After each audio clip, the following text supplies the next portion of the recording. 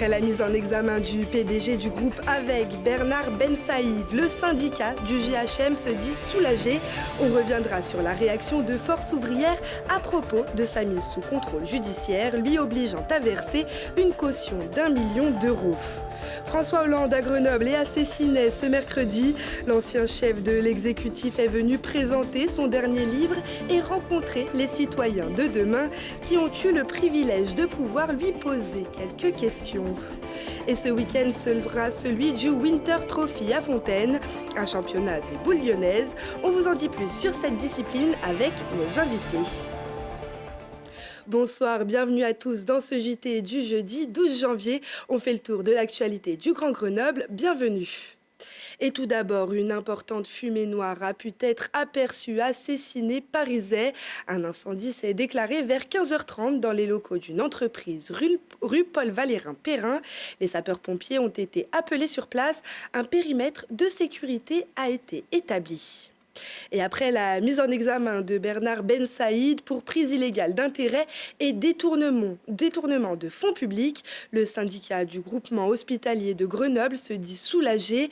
Inquiet des dérives constatées dans la gestion de la clinique par le groupe AVEC, il avait alerté les instances et déposé plainte contre l'homme d'affaires, aujourd'hui placé sous contrôle judiciaire avec obligation de verser une caution d'1 million d'euros et l'interdiction de gérer et digérer et diriger tout établissement de santé privé.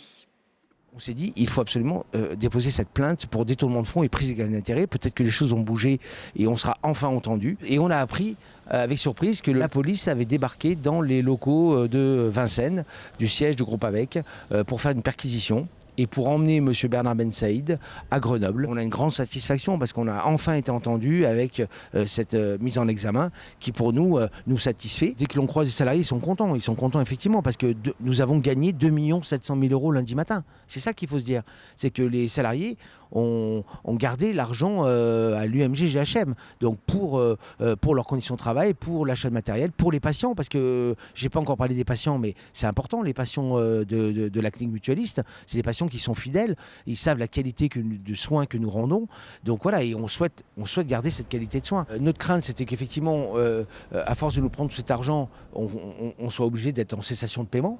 Le fait qu'aujourd'hui, que le groupe ne puisse plus nous prendre cet argent, ça nous redonne confiance en l'avenir. Bravo à nos syndicats pour avoir mené ce combat pendant 2 ans.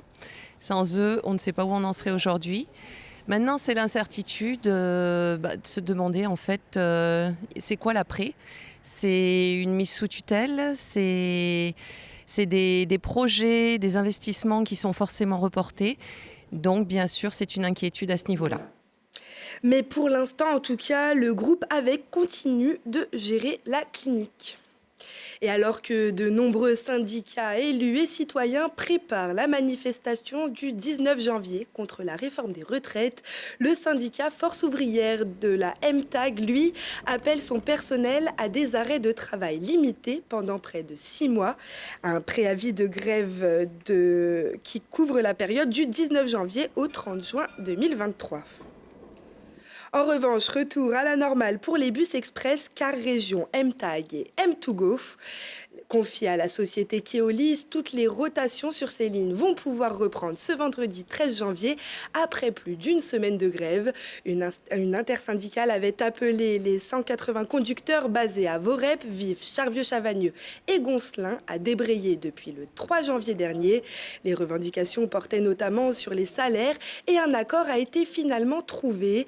Les syndicats réclamaient 4% d'augmentation au 1er janvier 2023, puis 2% en septembre. Ils ont finalement obtenu 3,5% dès maintenant, puis 1,5% en septembre prochain.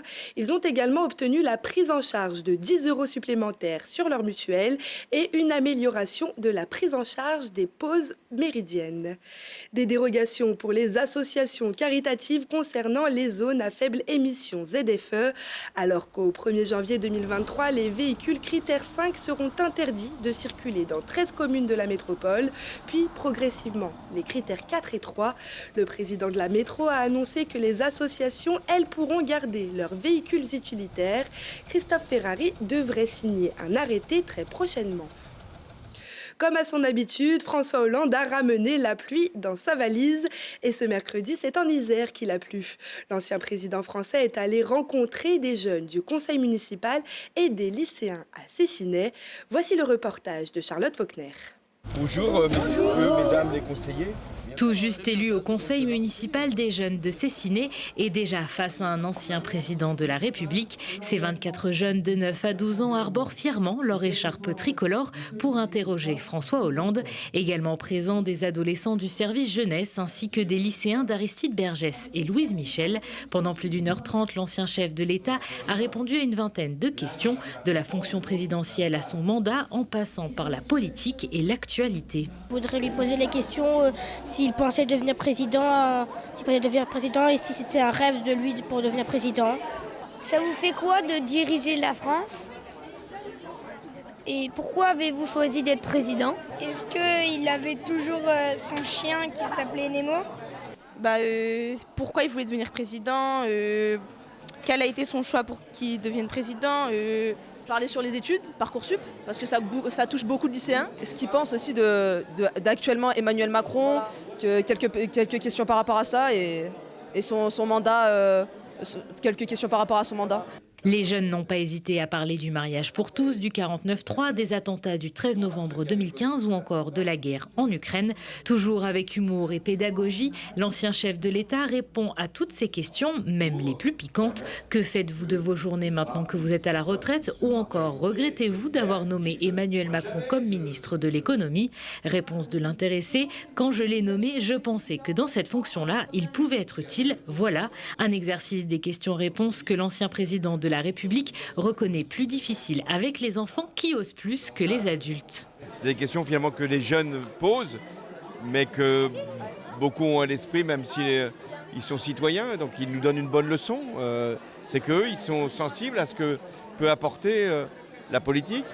Ils y croient encore, enfin ils veulent y croire, donc que ça reste chez les enfants cette aspiration, j'en suis heureux, mais il faut que ça gagne aussi le monde adulte, parce que c'est le monde adulte qui se pose peut-être plus ces questions-là. Un exercice des questions-réponses qui semble avoir plu, à en croire le bain de foule de l'ancien chef de l'État en fin de séance. Et l'ancien président de la République est ensuite allé dédicacer son dernier livre, Bouleversement, à la librairie Artaud à Grenoble. Et bouleversement aussi en station avec le grand retour de la neige.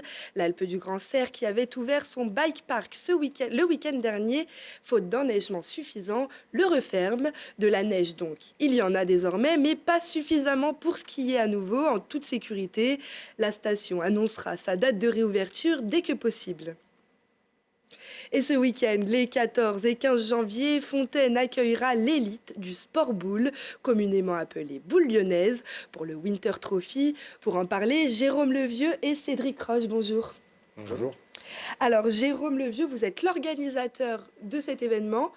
Cédric Roche, vous êtes champion de haut niveau, plusieurs fois champion de France et médaillé d'or aux Jeux méditerranéens en tir de précision. Avant de commencer, c'est quoi la boule lyonnaise ? La boule lyonnaise, c'est une des variantes de la boule en général. La plus connue en France, c'est la pétanque. Oui. Et en fait, dans le monde, il y a différentes variantes dans la boule. Et la boule lyonnaise s'appelle le sport boule, c'est la principale différence, parce qu'elle a un côté physique un peu plus marqué que dans la pétanque, puisque tout simplement, on doit courir pour la partie tir, pour tirer, et à des distances qui sont assez importantes, on va dire dans les 16 mètres, 15-16 mètres. Donc voilà, donc et avec aussi quelques petites particularités qu'on ne peut pas développer ici, qui font des petites différences sur la réglementation. Mais principalement, c'est le tir qui est plus athlétique, parce qu'il faut prendre de l'élan, et notamment, après, on en parlera peut-être, il y a le tir sportif, où là, c'est carrément des athlètes de haut niveau qui se préparent à ces épreuves très puissantes.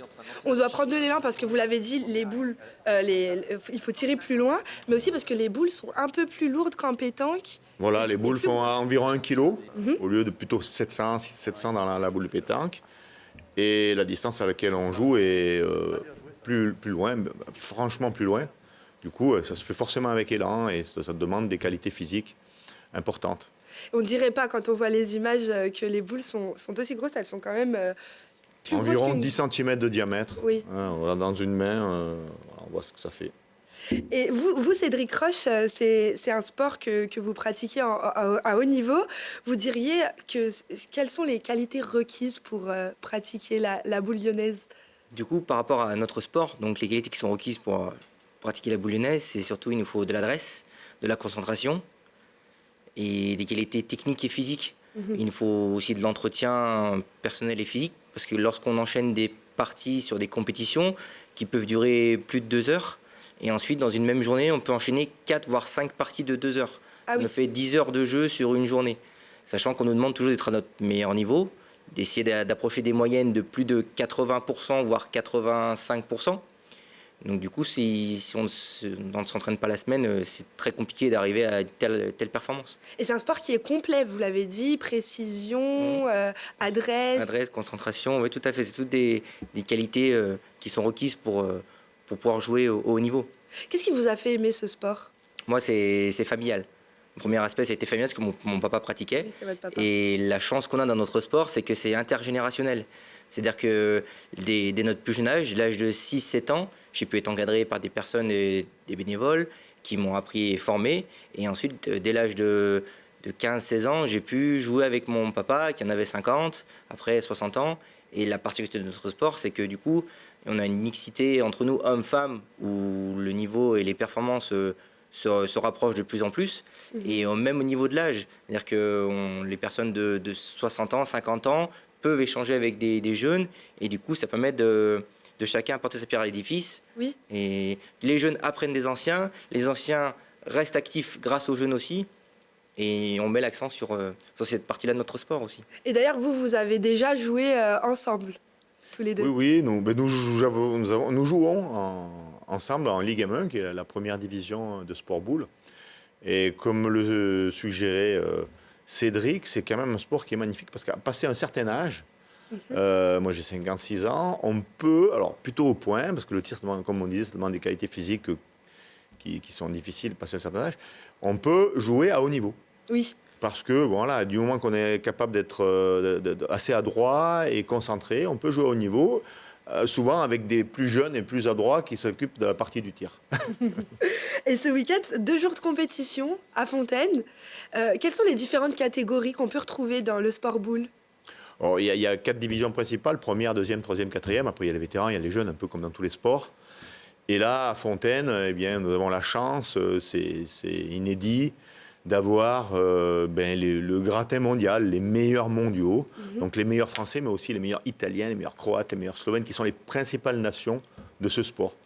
Donc là, voilà, c'est magnifique. Donc on conseille tout le monde de venir profiter de ça, là, au Sport de Fontaine, parce que c'est jamais arrivé qu'autant de joueurs de haut niveau soient réunis au même endroit en Isère pour une compétition qu'on annonce haute en couleur.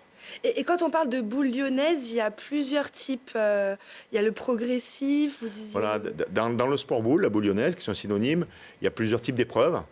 Il y a la partie traditionnelle, c'est donc le jeu lui-même ressemble un peu à la pétanque avec les particularités que j'ai présentées tout à l'heure.